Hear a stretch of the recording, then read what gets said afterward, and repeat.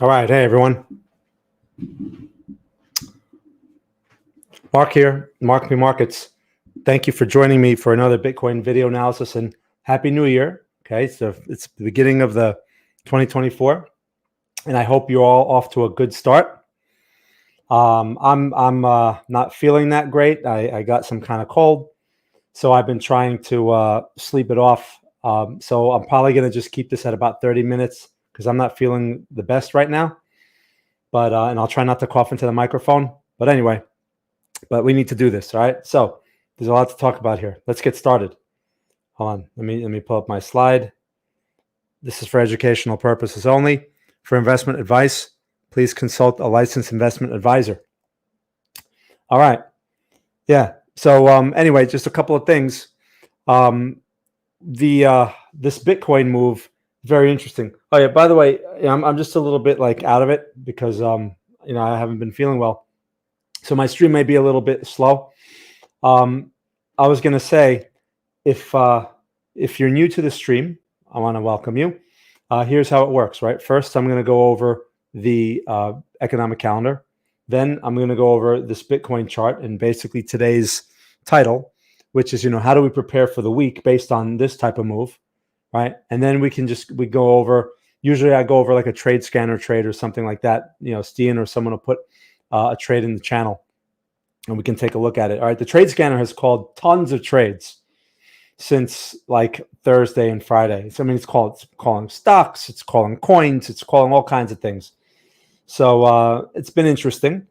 And I wrote my article on TradingView on Saturday, and I described this move that we're seeing here as the ideal scenario, which is basically that's what seems to be taking place here. Okay. In fact, there was a buy signal on Saturday on the daily time frame, and I pointed that out in my article. So hopefully you read the article. And by the way, if you don't know yet, we have the website Market Signals Pro, and on that website, basically you can get signals by email, whether it's cryptocurrencies, stocks, forex. Okay, and you can sign up there. There's a 1-week free trial which we just set up, and you can try it out on the monthly packages. You could try it out for a week, and if you don't like it, you can cancel anytime. Just make sure you cancel before that week. Don't get billed and then come to me saying you forgot.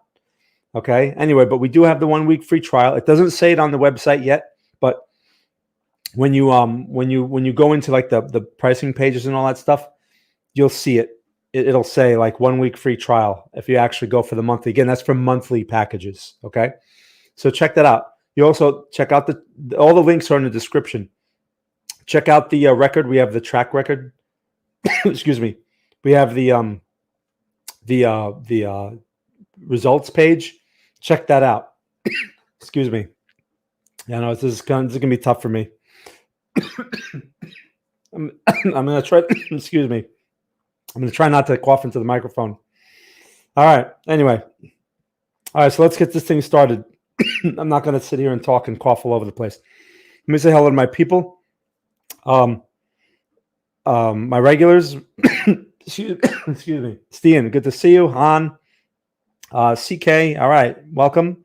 I've never seen you before. Good to see you all.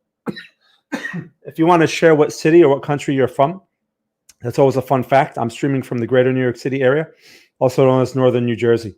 All right, so Isaac, good to see you. All right, so let's first talk about the economic calendar real quick, and then I'll make this chart bigger. So the economic calendar, it's the first week of the year, okay, week 1, and it's a new month, right? So what do we have this month? Well, there were a few items on the calendar, but there's only a couple worth really paying attention to, right? So on Wednesday, the 3rd, we have FOMC meeting minutes, which can move markets intraday somewhat, especially if you're involved with stocks or futures. There could be some movement if there's a little, if there was something unexpected in those meeting minutes. But so that's a possibility. There was an ISM number in there. There was also ADP employment change, right? That's all on Wednesday. And then on Friday, of course, we have non-farm payrolls, okay? So that's the most, probably most important, besides an FOMC meeting, the non-farm payrolls is probably the next most important news item. All right. So one of the important things that I talked about in my article was the volume, the holiday volume, right? And I warned people, be careful taking trades, trade scanner trades, especially going into these holidays, right? Because volume, there's no volume there. And it may work, it may not work. I told people either avoid the trades altogether, or if you must get involved, just trade smaller, right? Trade smaller than you normally would. And if it turns out to be a win, like some of these here, great. Those small wins go a long way. You know, in the long, you have to understand that to win in this game, it's about winning over time, not getting big wins one time. That's people never get anywhere that way. All right, that's typical retail mentality. All right, so what are you guys saying here? Karen from Belgium. Maybe you know Stian. Maybe you have Omers together. All right, Nicholas, good to see you. Happy New Year, everyone. Christos. All right, from Greece. But I live in Belgium. Okay, a lot of people from Belgium. I guess maybe Stian, you've been doing some networking or something over there I don't know about. I don't know. Anyway, all right, cool. A lot of people from Belgium. So anyway, yeah. So that's pretty much it this week. The key report is really non-farm payrolls, and that's important because I suspect that volume is going to start picking up toward the second half of the week. Okay. Volume over the previous week is lower generally, the holiday volume, and like yesterday and today. But as the week progresses, Wednesday, Thursday, Friday, we're likely to see volume start picking up, right? And then as we go into week 2 of January, I expect volume to be more like normal, back to normal levels as we get away from the holidays, okay? So that's important because signals are more likely to follow through, right, when there's volume. Okay, so I just wanted to point a few of those things out. Let's get into this chart, shall we? All right, let me make this chart bigger. Okay. Now, I talked about this on my article, right, the other day. I wrote my article, and I talked specifically about this pullback here. Let me just get my little square tool over here. Right, talked about this pullback over here, and there was an inside bar to go along at like 42.8 or 42.6. I forget the exact number. I wrote about that in the article. I said if it takes out that number, or if, in fact, I think it had taken out the number, but it was just kind of hesitating when I was writing the article. And then look, it followed through, and it made the higher high, right? At what's the higher high there? 45,922. So this leg right now. Right, this is wave 5, and using wave counts in this situation really helps out immensely. This is the only time when I really start focusing on them is when I could see a 4-wave structure and I'm looking for a 5th wave. I don't trade the waves. Okay, I'm looking. Still had to wait for a confirmation. Still had to wait for a level and all that other stuff. But the point is, the waves give you a realistic expectation of what is more likely to follow, and that is wave 5. Okay, as you can see here, I have this illustration, the squiggle line, going up into this 46, 47 area up here. All right, that would be the higher high. Now, wave 5s, wave 3s, and wave 5s, they can extend. So if this extends, this may go to 48K. I mean, there's no way to know. So here's my point. As the week unfolds, I mean, this is bullish. You don't want to get in this thing's way. The rest of the, it's funny, the S&P and all that stuff I saw earlier is negative, and this thing is green, right? There seems to be this inverse relationship now. And anyway, so a couple of points that I want to make. Number one, don't get in this thing's way. It's going to be tempting to short, especially once the wave 5s are complete. Inside of this wave structure, right, this 5th wave, I can count 4 mini waves inside. They're hard to see on this time frame. But I could basically count 4, which implies there's one more leg higher to follow. And I wouldn't expect that to go, I'm not expecting 50K or anything, right? I'm realistic. So the best way to play this as the week unfolds is you want to spot pullbacks, right? Small pullbacks on smaller time frames, like a 4-hour, maybe a 1 hour, and you want to play the long side until this thing fails, right? But right now, this thing is bullish. It pushed a high, and it's at a resistance. But if the momentum continues, this thing may have some more juice in it, that could take this thing up into like that 47, 48K area or something like that. And that's it. Now, once that wave completes, now it becomes a high probability for a corrective move, right? So it's going to be tempting to short. I still wouldn't short that because you never know, right? It may extend. I like to work on the side of the trend. Also, that's how I program the trade scanner, right? It only takes trend following trades. It never takes counter trend trades. So, I would avoid that counter trend trade. If you want to try it as a day trade, okay, whatever, but it's going to be extremely aggressive, right? But once this fifth wave completes itself up in this area, then we have, let me show you what we have. So if I go to the monthly chart, okay, and we complete that wave 5, that's a B wave. I've been pointing this out over recent weeks. All right. This is like an A wave over here, 3 legs. This is a B wave, 3 legs.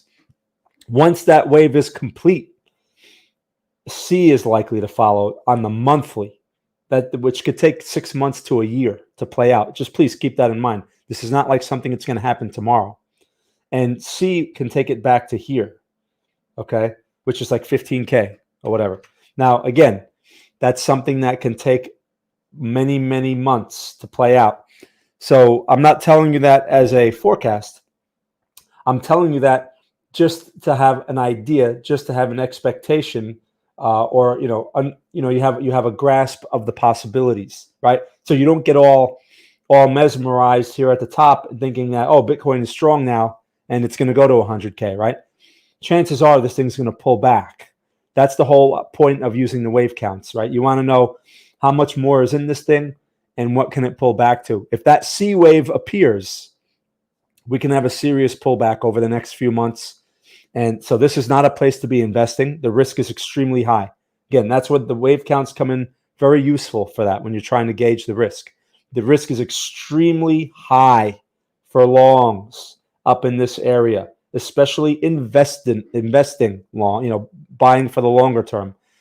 So when, you go to some website and some fool tells you, oh, it's just getting started, right? And you start investing now, you are a fool. You are buying the worst possible prices, okay? Now, it may extend and it may continue higher, but the risk you're taking is enormous.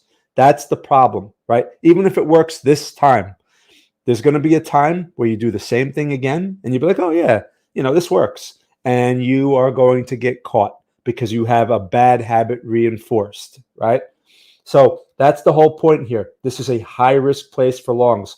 Excuse me. That's why day trades and swing trades are most appropriate. Like the trade scanner trades, or if you go smaller time frame, they're most appropriate here because if you're wrong, you take your small loss and you're out of it, right? You're not caught. You don't want to get caught, especially if this thing has a serious pullback. So again, there's no signs of that right now. It may be hard to believe, but it's all about potential and risk, right? It's not about forecasting the future. So I would not be going nuts here with longs especially investing. Like I said, if you must get involved, you should get involved smaller. Okay, that's the best way to handle that. Sometimes people want to invest and they never know when to get in, right? So in theory, you can invest at any time, but it's going to be based. There's going to be risk, right? When you make that investment, and if it's a higher risk place, you invest smaller, you invest less. If it's a lower risk place, you can invest more, right? And you want a dollar cost average over time in that scenario, but that's not what we're talking about here. All right, so that's why I'm saying you want to stick to smaller time frames. So as of right now, this thing is into wave 5, and we're likely to push higher into that 46, 40, 47, possibly 48K before this thing is complete. So when it comes to wave counts, like I said, you want to spot wave 4s going into wave 5s, right? Like I've been talking about this wave 4 for weeks. If you read my TradingView articles, I've been describing this for weeks, right? Wave 4 is the highest probability wave of all the waves because you have to have 4 waves in place in order to recognize it, right? So the market has to do a lot of work to get to this point, right? And then you have one more wave to go. So that's probably the most forecastable wave, followed by the 5th wave. The 5th wave means the party is over, and you're likely to see a corrective move in the coming months. All right, so just to kind of recap, is that clear to you guys? Excuse me. Does that make sense? Any questions? Oh man, you know what? I forgot about TradingView. I'm streaming on there, and I completely forgot. Sorry, guys. Told you I'm not feeling that great today. Milad, how are you? All right, Derek from Canada. Okay, cool. Happy New Year, Milad. Nice. How ironic we had this little run. Yeah, but it was there. Like the wave counts were there. So it shouldn't have been hard to at least it shouldn't excuse me. It shouldn't be that surprising because it was a wave 4. All right, and we were looking for the 5th wave. So now keep in mind, when I draw these squiggles, right, I get criticized on these because people think that they're forecasts, right? And a lot of my squiggles are wrong. I had this squiggle a few times, earlier, and I was wrong, right? Because we were just consolidating around. But the squiggle is the ideal scenario, which may appear, it may not appear. And like over the previous few weeks, my squiggles have been wrong every time, right? So I don't draw that to try to tell you the future. I draw that to say if the market starts to go this way, then this is what you should be expecting, and this is how you can play that, right? So anyway, hey Peter, how are you? Will, good to see you. Karen, all right. Sleeping time in BE. Where's BE? I'm sorry. I always look the day after. Okay. Oh, you're in Belgium too. All right, Lithuania. All right, cool. Yeah, all your Belgian people are in here today, Stian. I don't know what's up with that. I learned one thing about Belgium. It's the land of beer. Okay? That's what I heard. And the beer there is much more powerful than the beer here. Right? So anyway, I know a lot about the beer thanks to Stian. He's informed me. All right, anyway. All right. So excuse me. I'm sorry. I'm having a rough day today. So are we clear on this chart? Like, are we clear? Are you guys? So you should be basically anticipating that this momentum should follow. If you're not in any trades, you should not probably you should wait for a trade scanner to call a trade because that waits for a specific setup. Or just stay out of this. Those are the best choices because this is going to be a tricky area as it pushes higher if it can continue that momentum. When is line 5 incorrect? With a spike on the ETF approval? Well, I'm not sure what you mean by line 5 incorrect. Well, it's not that this is correct or incorrect. It's just that this is, when you have an impulse wave, there are 5 legs to an impulse wave, right? And there's rules. Each leg has like a rule to confirm the leg.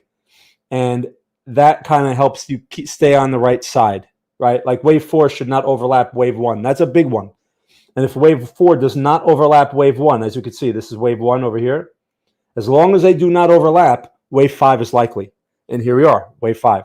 So just knowing something as simple as that, at least, if anything, like forget getting into the trade. Everyone wants to get into the trades and everyone wants to make $1 billion. I understand. But something like that should tell you, stay away from shorts. Do not short this thing if wave 4 continues to hold because this thing is going to squeeze. Why would you want to get caught in that? So that's really how it can help you, give you like the proper perspective.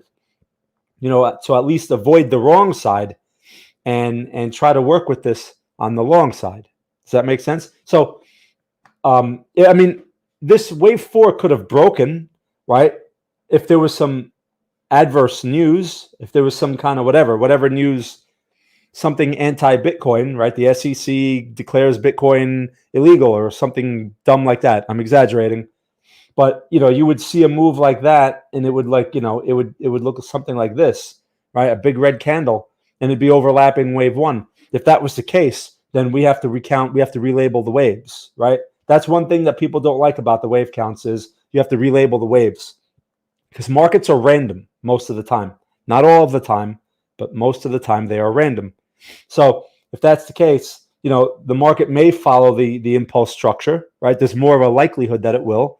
But if it doesn't, then we have to adjust. And a lot of times, it's always about the skill in this game. If there's any skill, it's really how you adjust to the new information that the market provides. Okay. Okay. Yeah. So I think I answered your question. So yeah. So that's pretty much where we're going now.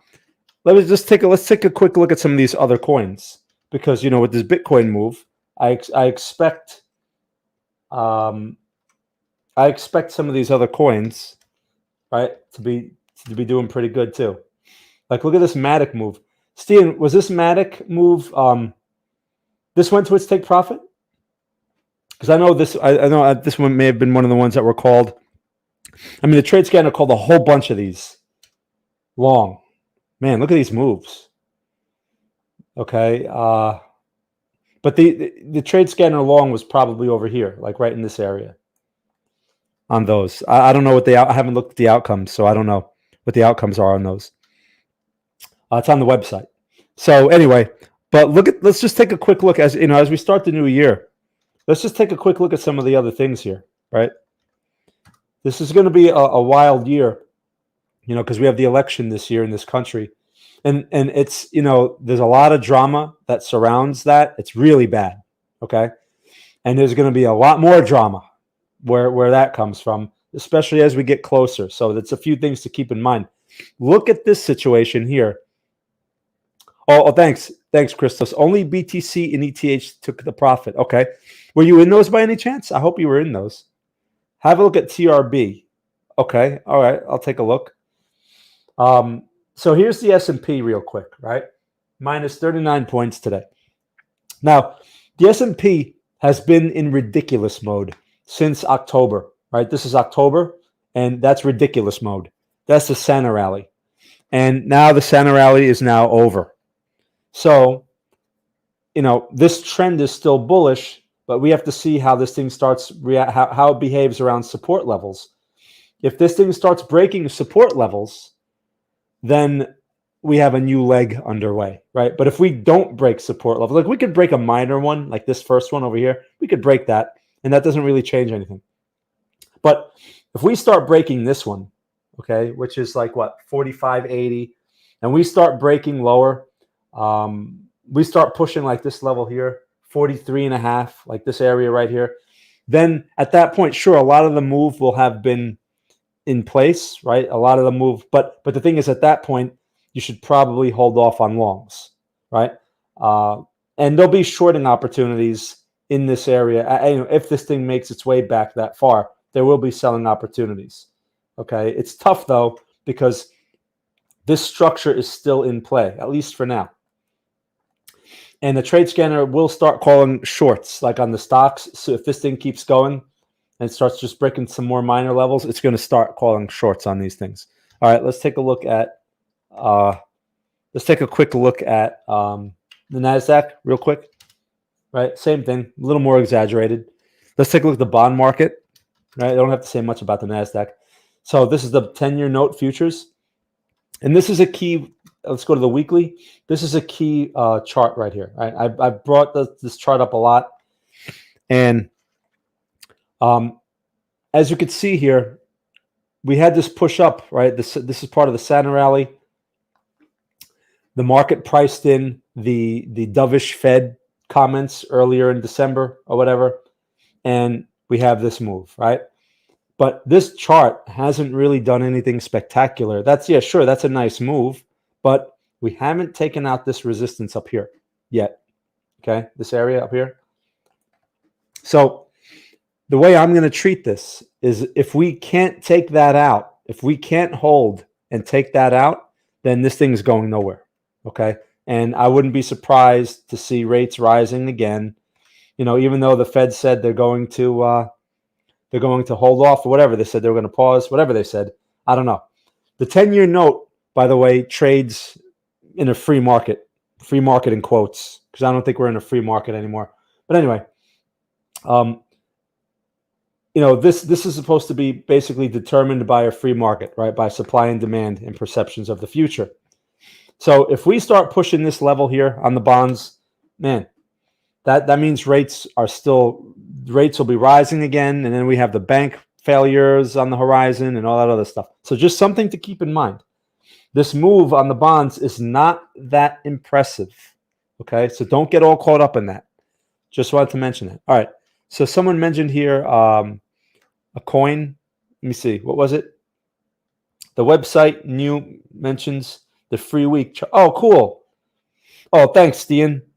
Cool. So Stian just said that the website now has the mention of the free trial, the 1 week free trial, because before it wasn't on there anywhere, so no one would know that we had a free trial.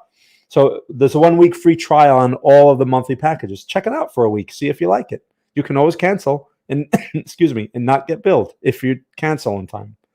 Okay. So let's see here. TRB. Thank you, Stian. TRB USD. Whoa, look at that. That's interesting. What is that all about? Talk about a pump and dump. Wow. I mean, look at these wave counts, right? Like this is a beautiful wave 1, beautiful wave 2. Okay. This is wave 3, right? All the way, this whole thing, wave 3, and this is wave 4, right? And now maybe you get I don't think wave 5 is going to get back up to here. Let's go back. Let's go to the daily chart on that one. Yeah, and look at that. Wow. How high was this thing? $515. And it's back to 168 right now. Wow. That's interesting. Teller. I'm not familiar with this coin. But yeah, the trade scanner, by the way, only works with the top 10 most capitalized coins. I haven't put any new coins on the list yet that it looks through. Eventually, we're going to add more coins to the list.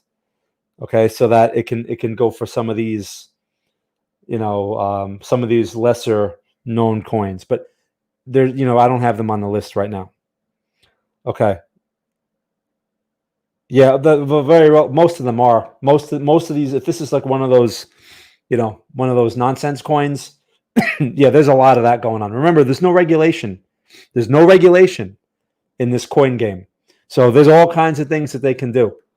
I mean, things are so stacked against you, it's not even funny, right? Whether it's the coins, whether it's whatever. All right, so that's pretty much those things. If ETF gets denied, what would be a good level to catch the spike? Karen, are you referring to like a short? Are you thinking of shorting it?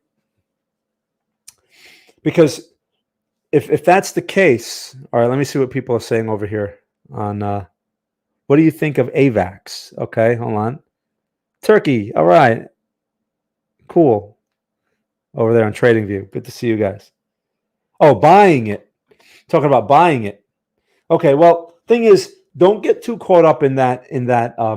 Don't get too caught up in the drama with the ETF, because it may be priced in, and the market may not react the way you think it will if it's denied or whatever. Like, it may be priced in. So I wouldn't go by that.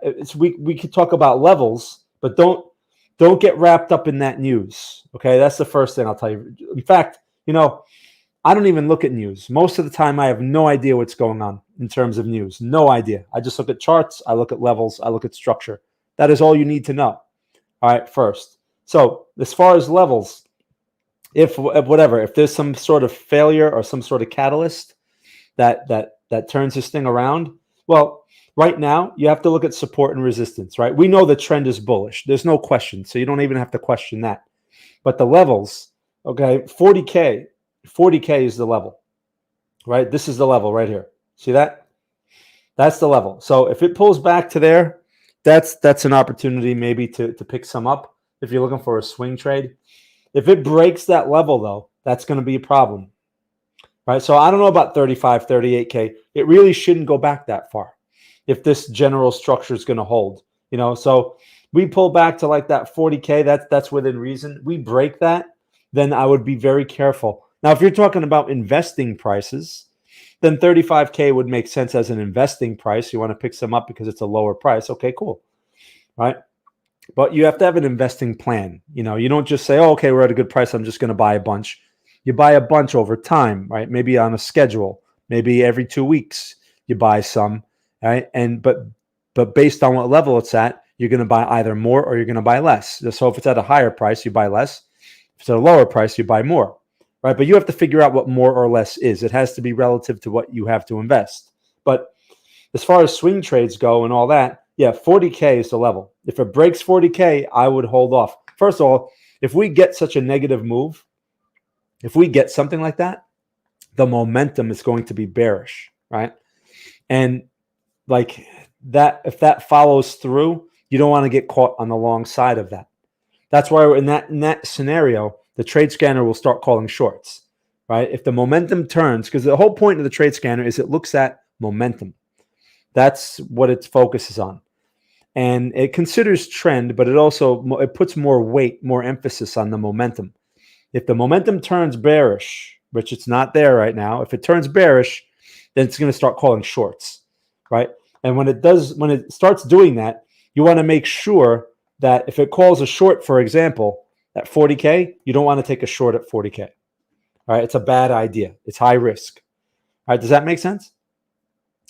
Okay. Teller is an Oracle network. It was probably manipulation. Okay. I made some nice day trades on AVAX 3 times. Okay. All right. So AVAX. All right, I'll take a quick look at that. I usually don't do requests, but we'll take a quick look. I mean, I remember AVAX from a while back. This is not a trade scanner. Trade scanner doesn't look at this one. Let's see. I mean, look. This looks very similar to Bitcoin. Let's go to a weekly chart. Nice move. Okay. Look at the wave count. Very easy to see. All right. This would be like the wave 1 over here. Wave 1, 2, 3, 4. So we have that fifth wave situation here with AVAX as well. And it's going for it, right? You have the initial move and it's going for it. So wave 5, obviously you'd be anticipating a test of high or the higher high, right? That would be wave 5. I assume that it's following Bitcoin. So in Bitcoin, as we saw, is also in the wave 5 configuration. If these things start pushing their wave 5s, right, the wave 5 would be the higher high, right? That's confirmation of it. So once it starts doing that, if you're in it, you should be taking profits, take something off the table. If you're looking to get in it, you should get in and out with small positions, day trades, swing trades, because wave 5, the party is over. Okay. I don't know if you guys remember, but a couple of years ago, when all the altcoins were going berserk and they're all making higher highs, everyone was going nuts at the top. And all I saw were situations like this, right? Like where, there was like one more wave to go. And I'd be warning people, like, be careful here. The party's over. Of course, no one listened to me and everyone lost all of their money. All right, because they don't want to believe that the party's over. Wave 5, the party is over. All right, you have to understand wave counts coincide with emotion, with human emotion. It's basically, there's sort of a geometric way to express fear and greed in the markets. That's really what they are if you want to talk about it like on a philosophical level. So when wave 5 appears, party's over, okay, especially a larger magnitude. And if you know that the party's over, it doesn't mean that it's going to turn right away, but at least you know that the potential now is very limited and you should have a much better idea on how to manage that, right? Like I said, you have some, take some off the table. You want to get into some, get in small. Use tight stops because it's a day trade or a swing trade. You get stopped out, no problem. You're not caught in the broader corrective move. Like I said, if we get that wave C on Bitcoin, on Bitcoin, these things are going to get hammered. Most likely. Okay. Again, that's not a forecast. That's an if. If Bitcoin gets that, if wave C appears and unfolds, these things are going to get hammered. So don't get all excited like, okay, altcoins, I'm going to be rich now. I'm going to make $1 billion because, I bought an altcoin. These things they're just reacting to the Bitcoin situation. Okay. I mean, this move that we've seen, if you notice, is all from December, right? Look, this is the beginning of December right here. Okay. See that? See this? See that? Right? That was all from the beginning of December. That was a result of the Federal Reserve coming out and saying that they were going to pause. That's all that is. So they just basically talked money into the market. This is not like real growth here. It's not like they produce a great coin or a great product or whatever. It's just hot air. Okay, please understand that. Okay, all right. So, any questions? Let me see here. Let me just look back. I'll go back to Bitcoin. All right. Any questions? After wave 5 is complete, where would you expect have an ABC? Okay, so it's a good question. Here's the thing. When it comes to like the corrective moves, yeah, the typical corrective move is ABC. It's usually 3 legs. But let me just point something out. Look at wave 2 and wave 4, right? That's wave 2. This is wave 4, right? That's not exactly a nice clean cut ABC. You get these compound corrective moves, right? So I don't sit there and try to like plot out how it's going to play out because, I mean, as you know, I draw these little illustrations and I'm usually wrong about them. So the market's not precise like that. So if we do get the ABC correction, obviously, the A wave would be first. The A wave could be 5 waves. The A wave could be 3 waves. Don't know. So the question is, how far can the A wave go? It's going to depend on the magnitude. If the A wave takes price all the way back to like this area here, almost 40K, right, and it's dramatic, then that's probably the beginning, okay, of the corrective move. If it's dramatic, if it's just a little mini correction, like one of these, just a couple of little red candles or whatever, then that doesn't really count. Usually the initial move is big, okay? If you notice, like it's outsized relative to previous. Like look at this candle over here. When this thing started to go, that candle compared to previous candles was pretty big, right? And then there was no pullback. You had these little inside bars, and then that was it. It was off to the races after that. Okay, so it usually starts with a dramatic initial move and no retracement. Okay, so like again, like this is an example: dramatic initial move, no retracement. Now, if you get a dramatic move and the next move gives it all back, right? The next candle is red and it gives the whole thing back, then that doesn't count, right? It's not a dramatic move if it gives the whole move back. Like these moves here, right? Like you had a big green candle here, gave it all back, right? Big red candle here, right? But then the green candle erased it, took it all back up. You see what I'm talking about? So you have to watch out for those cancellations. Okay, let's see here. It looks a little bit like money is getting scared. BTC, gold popping up. There's still a lot of money printing going on.